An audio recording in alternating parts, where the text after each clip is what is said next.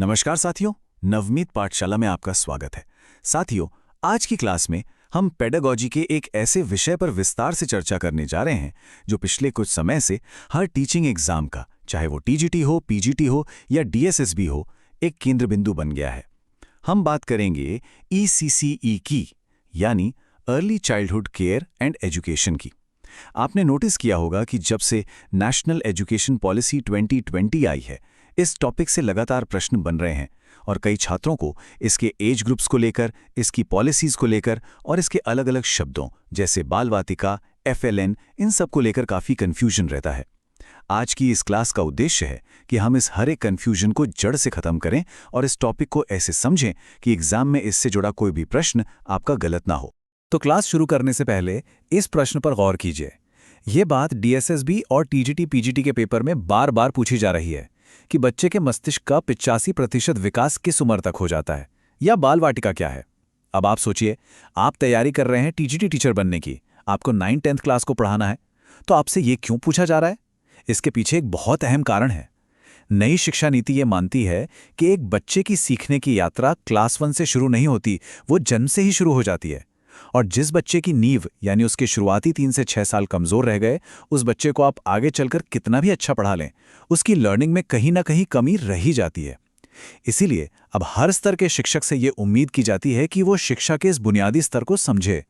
इन सबका डिटेल, हर एक क्यों का जवाब आपको इसी क्लास में मिलेगा, इसलिए अंत तक बने रहिए। तो आगे बढ़ने से पहले एक झलक इस बात पर कि आज हम इस टॉपिक को किस तरह से आगे बढ़ाएंगे। सबसे पहले हम समझेंगे कि ईसीई आखिर है क्या और इसकी जरूरत क्यों है। फिर हम इसके मूल स्तंभों पर बात करेंगे। इसके बाद हम इसके इतिहास को देखेंगे। फिर आएगा सबसे महत्वपूर्ण हिस्सा, एनईपी 2020 का नया ढांचा, जिसके बाद हम शिक्षक की भूमिका को समझेंगे और अंत में एक क्विक रिवीजन करेंगे उन सभी फैक्ट्स का जो सीधे सीधे एग्जाम में पूछे जा सकते हैं। तो चलिए शुरू करते हैं हमारे पहले बिंदु से। तो हमारे सफर का पहला पड़ाव है ईसीसीई, क्या और क्यों। देखिए, किसी भी विषय को पढ़ने का सबसे अच्छा तरीका यही है कि पहले उसकी बुनियाद को समझा जाए। अगर हमें इसका अर्थ ही साफ नहीं होगा, इसकी ज़रूरत ही नहीं पता होगी, तो आगे के जो टेक्निकल टर्म्स आएंगे जैसे एनसीपीएफ या एफएलएन, वो हमें कभी ठीक से समझ नहीं आएंगे। इसलिए अगले कुछ मिनट हम इसकी परिभाषा, इसके आयु वर्ग और इसके महत्व को बहुत आराम से स्टेप बाय स्टेप समझेंगे। तो सबसे पहले ईसीसीई का पूरा नाम, early childhood care and education, Hindi में प्रारंभिक बाल्यावस्था देखभाल और शिक्षा। इसके नाम में ही इसका पूरा सार छिपा है। यहाँ 2 शब्द सबसे अहम हैं। पहला है केयर यानी देखभाल और दूसरा है एजुकेशन यानी शिक्षा। पुरानी सोच ये थी कि 3 से 6 साल का बच्चा है, उसकी सिर्फ देखभाल करनी है, उसे समय पर खाना खिला दो, साफ सुथरा रखो, बस। लेकिन ईसीसीई इससे आगे जाता है। ये कहता है कि केयर के साथ साथ एजुकेशन भी उतनी ही जरूरी है। पर यहाँ एजुकेशन का मतलब किताबें पढ़ाना या ए फॉर एप्पल रटवाना बिल्कुल नहीं है। यहाँ एजुकेशन का मतलब है उसके मस्तिष्क को, उसके दिमाग को सही अनुभव देना, उसे खेल खेल में सिखाना। और ठीक उसी तरह केयर का मतलब सिर्फ शारीरिक देखभाल नहीं है। इसका मतलब है बच्चे का पोषण, उसका स्वास्थ्य, उसकी भावनात्मक सुरक्षा यानी इमोशनल सेफ्टी। इसलिए इसे एक होलिस्टिक या संपूर्ण दृष्टिकोण कहा गया है। ये कहता है कि बच्चे का शारीरिक, मानसिक, सामाजिक और भावनात्मक हर प्रकार का विकास एक साथ होना चाहिए। देखभाल और शिक्षा अलग अलग नहीं है, बल्कि एक ही सिक्के के 2 पहलू हैं। अब आते हैं इस टॉपिक के उस हिस्से पर जहां परीक्षा में सबसे ज्यादा गलती होती है, और वो है आयु वर्ग यानी एज ग्रुप्स। इस स्लाइड को बहुत ध्यान से समझिएगा, क्योंकि यहाँ पर छात्र अक्सर कंफ्यूज होते हैं। देखिए, आपको 3 अलग अलग एज ग्रुप्स याद रखने हैं और तीनों का संदर्भ यानी कॉन्टेक्स्ट अलग अलग है। पहला है 0 से 6 वर्ष। ये कब जवाब होगा? जब प्रश्न में संपूर्ण देखभाल या होलिस्टिक केयर की बात की जाए, क्योंकि बच्चे की देखभाल तो उसके जन्म से ही शुरू हो जाती है ना। उसका टीकाकरण, माँ का दूध, ये सब केयर का हिस्सा है। इसलिए एक व्यापक संदर्भ में ईसीसीई का एज ग्रुप 0 से 6 इयर्स है। लेकिन एग्जाम का सबसे आम सवाल यहां से बनता है। जब आपसे नेशनल एजुकेशन पॉलिसी 2020 के संदर्भ में शिक्षा की अवधि पूछी जाती है, यानी जब बच्चा स्कूल जाना शुरू करता है बाल वाटिका में, तो आपका जवाब होगा 3 से 6 साल। इस पॉइंट को अंडरलाइन करके नोट कर लीजिए, यही सबसे ज्यादा बार पूछा गया है। अब तीसरा आयु वर्ग है 3 से 8 साल का। NEP 2020 ने जो 5+3+3+4 का स्ट्रक्चर दिया है, उसमें जो पहला 5 है उसे कहते हैं फाउंडेशनल स्टेज। इसमें क्या क्या शामिल है? इसमें 3 साल प्री स्कूल के यानी 3 से 6 साल की उम्र और उसके बाद क्लास 1 और क्लास 2। तो 3+2 ये पूरा 5 साल का ब्लॉक फाउंडेशनल स्टेज कहलाता है। इसलिए प्रश्न को ध्यान से पढ़ना है कि वो संपूर्ण देखभाल, प्री स्कूल शिक्षा या फाउंडेशनल स्टेज के बारे में पूछ रहा है। तो अब एक लॉजिकल सवाल उठता है कि आखिर इन शुरुआती सालों पर, इस 3 से 6 साल की उम्र पर सरकार और NEP 2020 इतना ज्यादा जोर क्यों दे रही हैं? इसका सीधा सा वैज्ञानिक जवाब इस एक नंबर में छिपा है, 85%। कई रिसर्च और साइंटिफिक स्टडीज ये साबित कर चुकी हैं कि एक बच्चे के मस्तिष्क का, उसके ब्रेन का 85% विकास 6 साल की उम्र तक पूरा हो जाता है। अब यहाँ मस्तिष्क विकास का क्या मतलब है? इसका मतलब है कि बच्चे के दिमाग में जो न्यूरल कनेक्शंस बनते हैं, यानी तंत्रिका तंत्र के जोड़, आप इसे ऐसे समझ सकते हैं जैसे दिमाग में इंफॉर्मेशन ले जाने वाले रास्ते बन रहे हैं। इन रास्तों का 85% काम 6 साल की उम्र तक पूरा हो जाता है। ये जोड़ ही उसकी सोचने समझने की शक्ति, उसकी भाषा, उसकी क्रिएटिविटी की नींव होते हैं। अब आप कल्पना कीजिए, हम सोचते हैं कि बच्चे को 6 साल का होने पर क्लास 1 में भेजकर पढ़ाई शुरू करवाएंगे, जबकि उसके दिमाग का आर्किटेक्चर, उसकी बुनियादी संरचना तब तक लगभग तैयार हो चुकी होती है। जैसे एक इमारत बनाने से पहले उसकी नींव भरी जाती है। अगर नींव मजबूत है तो इमारत 20 मंजिल की भी बन सकती है। अगर नींव कमजोर है तो इमारत दूसरी मंजिल पर ही गिर जाएगी। ठीक वैसे ही ये शुरुआती 6 साल बच्चे के जीवन की नींव हैं, इसीलिए इस समय को व्यर्थ नहीं जाने दिया जा सकता। ये कॉन्सेप्ट एग्जाम के लिए बहुत इंपॉर्टेंट है। तो हमने अब तक ECCE का क्या और क्यों तो समझ लिया। अब हम आगे बढ़ते हैं और इसके कैसे पर आते हैं। आखिर एक अच्छा ECCE प्रोग्राम बनाया कैसे जाता है? इसकी संरचना क्या होती है?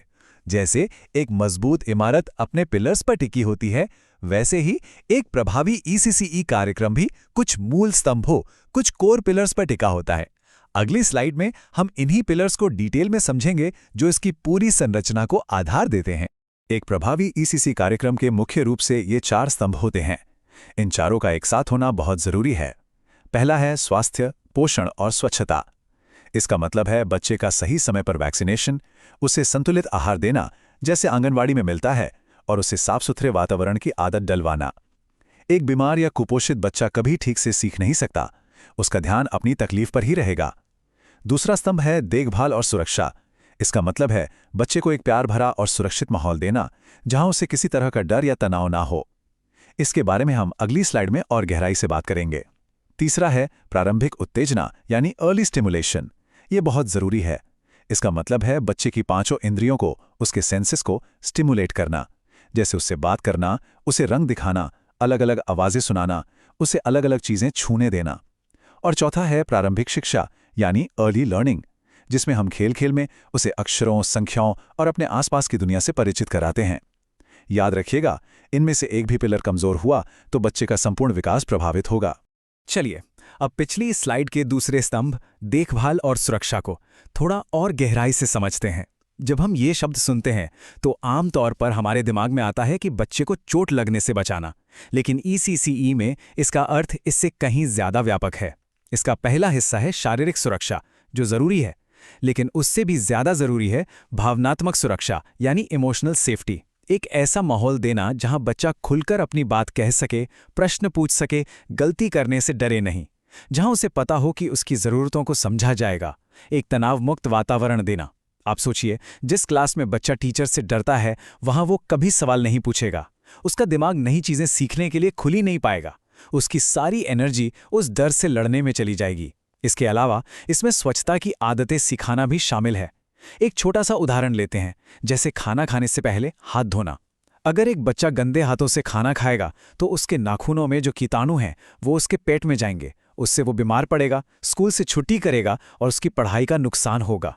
तो देखिए, एक छोटी सी हाथ धोने की आदत कैसे उसकी शिक्षा से जुड़ी हुई है। यही देखभाल और सुरक्षा का सही मतलब है। अब ये जो हम ECE की इतनी विस्तार से चर्चा कर रहे हैं, ये कोई अचानक से 2020 में आया हुआ कॉन्सेप्ट नहीं है। भारत में इसकी नींव बहुत पहले ही कुछ दूरदर्शी शिक्षाविदों ने रख दी थी। उन्होंने 100 साल पहले ही समझ लिया था कि बचपन कितना महत्वपूर्ण है हमारे लिए इनके बारे में जानना इसलिए अनिवार्य है क्योंकि इनके नाम, इनके द्वारा स्थापित संस्थान और उनका स्थान ये सीधे सीधे मैचिंग टाइप क्वेश्चंस या डायरेक्ट एमसीक्यू के रूप में टीजीटी, पीजीटी, एलटी ग्रेड सभी परीक्षाओं में पूछे जाते हैं। तो आइए उन महानुभावों को जानते हैं जिन्होंने भारत में ईसीई की मशाल जलाई। भारत में जब भी प्रारंभिक शिक्षा की बात होती है तो दो नाम हमेशा सबसे पहले आते हैं। पहले हैं गिजुभाई बदेका। इन्हें प्यार से मूंछों वाली माँ भी कहा जाता था। इन्होंने 1920 में, आज से 100 साल से भी पहले, गुजरात के भावनगर में बाल मंदिर की स्थापना की। इस पॉइंट को कंठस्थ कर लीजिए, गिजुभाई बदेका, बाल मंदिर, 1920, गुजरात। उनका मानना था कि बच्चों को कहानियों, गीतों और खेल के माध्यम से सिखाना चाहिए, ना कि डांट फटकार और डिसिप्लिन के नाम पर डराकर। दूसरा महत्वपूर्ण नाम है ताराबाई मोदक का। इन्होंने गिजुभाई के काम को आगे बढ़ाया। इन्होंने ग्रामीण और आदिवासी बच्चों तक शिक्षा पहुंचाने के लिए बहुत काम किया और 1962 में बॉम्बे, जो अब मुंबई है, वहां न्यूटन बाल शिक्षा संघ की स्थापना की। इन दोनों के अलावा इटली की डॉक्टर मारिया मोंटेसरी के प्लेवे मेथड्स, जहां बच्चे अपनी इंद्रियों, सेंसेस का इस्तेमाल करके चीज़ों को छूकर, महसूस करके सीखते हैं, उनका भी भारतीय शिक्षा पर गहरा प्रभाव पड़ा। और दार्शनिक स्तर पर तो महात्मा गांधी जी की बुनियादी शिक्षा हो या रविंद्रनाथ टैगोर का शांति निकेतन, इन सभी ने हमेशा बाल केंद्रित और प्रकृति से जुड़ी शिक्षा का समर्थन किया है। तो हमने देखा कि ईसीसीई का विचार तो पुराना है। जिजुभाई बधेका और ताराबाई मोदक ने इसकी नींव रख दी थी, लेकिन पहले ये काम बिखरा हुआ था। इसको एक राष्ट्रीय स्तर पर एक सिस्टमैटिक तरीके से एक कानूनी ढांचे में लाने का काम किया है राष्ट्रीय शिक्षा नीति 2020 ने। एनईपी 2020 ने ईसीसीई को बस एक अच्छा विकल्प न मानकर इससे शिक्षा की मुख्य धारा का एक अनिवार्य और अभिन्न अंग बना दिया है। इसी वजह से ये टॉपिक आपकी आने वाली सभी परीक्षाओं के लिए सबसे ज्यादा महत्वपूर्ण हो गया है। अब हम आगे समझेंगे कि एनईपी ने आखिर इसके लिए क्या नया ढांचा तैयार किया है। एनईपी 2020 ने सिर्फ बड़ी बड़ी बातें नहीं की हैं, उसने एक स्पष्ट समयबद्ध लक्ष्य निर्धारित किया है और वो लक्ष्य है वर्ष 2030। इस साल को आप अपने नोट्स में डबल अंडरलाइन कर लीजिए। 2030 तक लक्ष्य क्या है? लक्ष्य है कि भारत का हर एक बच्चा, चाहे वो शहर में रहता हो या दूर दराज के गांव में, चाहे अमीर परिवार से हो या गरीब परिवार से, क्लास 1 में प्रवेश करने से पहले उसे कम से कम 1 साल की गुणवत्तापूर्ण क्वालिटी प्री स्कूल शिक्षा जरूर मिले। इसी को कहते हैं ईसीसीई का सार्वभौमिकरण, यानी यूनिवर्सलाइजेशन, यानी इस सुविधा को सब तक पहुंचाना। जैसे सर्व शिक्षा अभियान ने प्राइमरी एजुकेशन को सब तक पहुंचाया, वैसे ही ये मिशन प्री स्कूल एजुकेशन को हर बच्चे तक पहुंचाएगा। ये साल 2030 एक डायरेक्ट वन लाइनर एमसीक्यू बनेगा कि एनईपी 2020 के अनुसार ईसीसीई के यूनिवर्सलाइजेशन का लक्ष्य वर्ष क्या है। तो ये 2030 का लक्ष्य हासिल कैसे होगा? इसके लिए एनईपी ने पूरा एक रोड मैप तैयार किया है। आइए इसके मुख्य बिंदु देखते हैं। पहला, शिक्षा कहाँ दी जाएगी? ये आंगनवाड़ी केंद्रों या बालवाटिका के माध्यम से दी जाएगी। बालवाटिका का अर्थ है बच्चों का बगीचा, जहां वो खिलखिलाते हुए, खेलते हुए सीखेंगे। दूसरा, पढ़ाई का तरीका क्या होगा? ये पूरी तरह से खेल आधारित, गतिविधि आधारित और पूछताछ आधारित होगा। बच्चे चित्र बनाएंगे, मिट्टी से खेलेंगे, कहानियां सुनेंगे। यहां किताबों और बस्ते का कोई बोझ नहीं होगा। तीसरा, एक बहुत ही अनोखा कॉन्सेप्ट है BLA। इसका फुल फॉर्म याद रखिएगा, building as a learning aid. इसका मतलब है कि स्कूल की इमारत ही एक सीखने का साधन बन जाएगी। स्कूल की दीवारों पर गिनती, अक्षर लिखे होंगे, सीढ़ियों पर पहाड़े लिखे होंगे। कल्पना कीजिए, बच्चा स्कूल में चलते फिरते, उठते बैठते भी सीख रहा है। चौथा, फोकस होगा FLN पर, यानी फाउंडेशनल लिटरेसी एंड न्यूमरेसी। इसका लक्ष्य है कि 8 साल की उम्र तक हर बच्चे को बुनियादी रूप से पढ़ना लिखना और जोड़ घटाव करना आ जाए। और अंत में विद्या प्रवेश मॉड्यूल। ये एक 3 महीने का खेल आधारित मॉड्यूल है जो क्लास 1 के शुरू में बच्चों को फॉर्मल स्कूल के लिए तैयार करेगा। ये सारे बिंदु बहुत ही महत्वपूर्ण हैं। अब यहाँ एक विशेष शब्द है जिसे आपको अलग से नोट करना है, और वो है आश्रमशाला। ये क्या है? आदिवासी बहुल्य क्षेत्रों में, यानी ट्राइबल एरियाज में, जो ईसीसीई केंद्र स्थापित किए जाएंगे, उन्हें आश्रमशाला का नाम दिया गया है। ऐसा इसलिए ताकि वो वहाँ की स्थानीय संस्कृति और परंपरा से जुड़ सकें। अब यहां से परीक्षा के लिए एक बहुत गहरा प्रश्न बनता है, इनका संचालन कौन करेगा? इनका संचालन कोई एक मंत्रालय नहीं, बल्कि 3 मंत्रालय मिलकर करेंगे। शिक्षा मंत्रालय, जनजातीय कार्य मंत्रालय यानी मिनिस्ट्री ऑफ ट्राइबल अफेयर्स, और महिला एवं बाल विकास मंत्रालय यानी ministry of women and child development. अब यहां एक लॉजिकल सवाल उठता है कि 3-3 मंत्रालय क्यों? क्योंकि ये ईसीसीई के होलिस्टिक अप्रोच को दर्शाता है। शिक्षा मंत्रालय करिकुलम देखेगा, जनजातीय कार्य मंत्रालय ये सुनिश्चित करेगा कि पढ़ाई उनकी भाषा और संस्कृति में हो, और महिला एवं बाल विकास मंत्रालय बच्चों के पोषण और स्वास्थ्य का ध्यान रखेगा। यहां से एक असर्शन रीजन का प्रश्न बनने की पूरी संभावना है। अब देखिए, हमने इतनी अच्छी योजना बना ली, बाल वाटिका की बात कर ली, बाला की बात कर ली, लेकिन इस पूरी संरचना की सबसे महत्वपूर्ण कड़ी कौन है? वो हैं शिक्षक।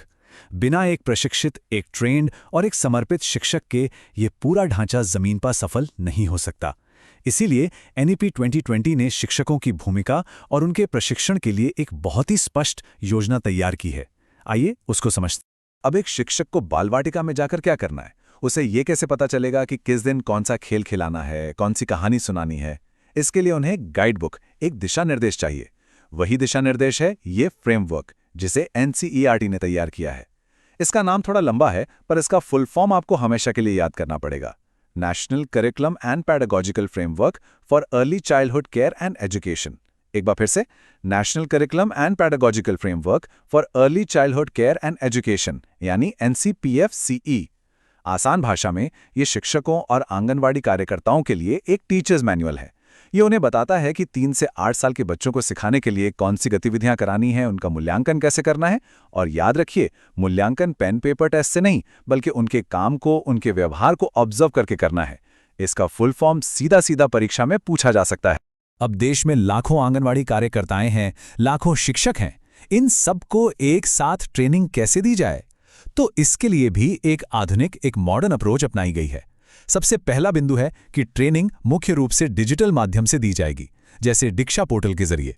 इसका फायदा यह है कि शिक्षक को अपना काम छोड़कर, अपना स्कूल छोड़कर किसी ट्रेनिंग सेंटर पर नहीं जाना पड़ेगा। वो अपनी सुविधा के अनुसार ऑनलाइन कोर्स पूरा कर सकता है। दूसरा, ट्रेनिंग सिर्फ एक बार देकर छोड़ नहीं दी जाएगी, उन्हें लगातार मेंटरिंग और सहयोग प्रदान किया जाएगा, यानी एक सीनियर टीचर उन्हें समय समय पर गाइड करेगा। तीसरा, ट्रेनिंग का फोकस सिर्फ थ्योरी पर नहीं, बल्कि व्यावहारिक प्रयोग पर होगा। उन्हें सिखाया जाएगा कि क्लासरूम में इन आइडियाज को लागू कैसे करना है। और अंत में समय समय पर शिक्षकों का भी मूल्यांकन होगा, लेकिन इसका उद्देश्य उन्हें फेल करना नहीं, बल्कि ये पहचानना है कि उन्हें कहाँ दिक्कत आ रही है, ताकि उन्हें उस चीज में और मदद की जा सके। तो इसके साथ ही हम अपनी क्लास के अंतिम चरण में आ गए हैं। अब तक हमने ECCE के हर पहलू को, उसके क्या, क्यों और कैसे को विस्तार से समझ लिया है। अब समय है उन सभी महत्वपूर्ण फैक्ट्स, फिगर्स, डेट्स और फुल फॉर्म्स को एक साथ समेटने का, जो इस पूरे टॉपिक से सीधे सीधे आपकी परीक्षा में प्रश्न बन सकते हैं। अगली 2 स्लाइड्स आपके लिए एक क्विक रिवीजन शीट की तरह हैं, इन्हें बहुत ध्यान से देखिएगा। आइए इस टाइमलाइन के माध्यम से भारत में ECCE के विकास की पूरी कहानी को 1 मिनट में दोहराते हैं। इसकी शुरुआत हुई 1920 में, जब गिजुभाई बधेका ने गुजरात में बाल मंदिर के रूप में इसका बीज बोया। फिर 1962 में ताराबाई मोदक ने नूतन बाल शिक्षा संघ के साथ इस पौधे को आगे बढ़ाया। सरकारी स्तर पर पहला बड़ा और संगठित कदम उठाया गया 1975 में, जब ICDS स्कीम यानी integrated child development services launch हुई, जिसके तहत देश भर में आंगनवाड़ी केंद्र खुले। इन केंद्रों ने पोषण और स्वास्थ्य पर काम करना शुरू किया। और इस यात्रा का सबसे बड़ा मील का पत्थर साबित हुआ वर्ष 2020, जब NEP 2020 ने ECCE के लिए एक व्यापक और अनिवार्य ढांचा प्रस्तुत किया। और हमारा अगला लक्ष्य है 2030, जब इस सुविधा को देश के कोने कोने में हर बच्चे तक पहुंचाना है। तो अंत में इस पूरी चर्चा का सार इस एक पंक्ति में है: एक इमारत की मजबूती उसकी नींव से तय होती है, और एक बच्चे का भविष्य उसके शुरुआती वर्षों से तय होता है। आज की क्लास के जो मुख्य बिंदु हैं, जो आपको परीक्षा के लिए बिल्कुल याद रखने हैं, वो हैं: पहला, 85% मस्तिष्क का विकास 6 साल की उम्र तक हो जाता है। दूसरा, NEP के अनुसार प्रीस्कूल शिक्षा का आयु वर्ग 3 से 6 साल है। तीसरा, ECCE के सार्वभौमिकरण का लक्ष्य वर्ष 2030 है। और चौथा, कुछ मुख्य शब्द: बाल वाटिका, आश्रमशाला, FLN, बाला और NCPFCCE का